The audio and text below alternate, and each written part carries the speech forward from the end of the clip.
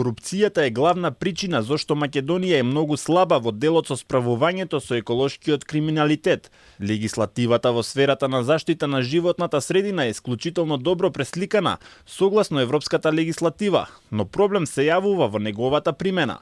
Дарко Блинков од Државниот инспекторат за животна средина вели дека казни за сторителите на ваквите еколошки кривични дела има, но тие не се доволни. Случајот еве со основниот суд Гостивар со таа депонија што изгоре, казната беше само 100 евра и 1000 денари за судски трошоци, а трошоците, односно комплетно деградацијата на животна средина беше непроценлива. И никој пат трошоците, иако во законодавството за животната средина се неусогласени со законот за прекршоци и навистина се високи санкциите до 240.000 евра, никој пат нема да бидат нели адекватни доколку ги ставите на вага она што е уништено повеќе кратно, доколку во споредба со она што ќе биде платено. Познавачите велат дека кога Македонија ќе ги почне преговорите со ЕУ, поглавието за животна средина ќе биде едно од најскапите и тогаш нема да може да имаме фабрики што на толку лесен начин ќе може да ја загадуваат животната средина.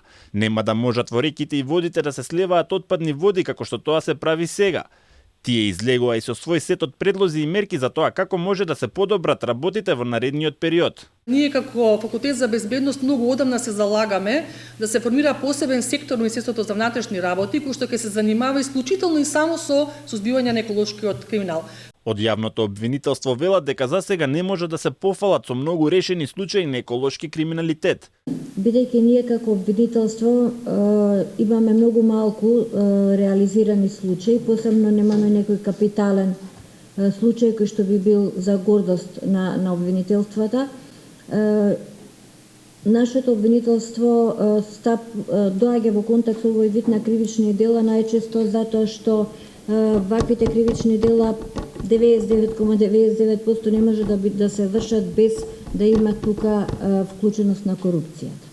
Меѓутоа, корупцијата е пак она што најтешко се докажува. Инаку Државниот инспекторат за животна средина во втората половина на минатата година изготвил 244 решенија за утврдени неправилности и покренал прекршочни постапки против правни и физички лица во износ од над 300.000 евра, а поднел и 2 кривични пријави против непознат сторител.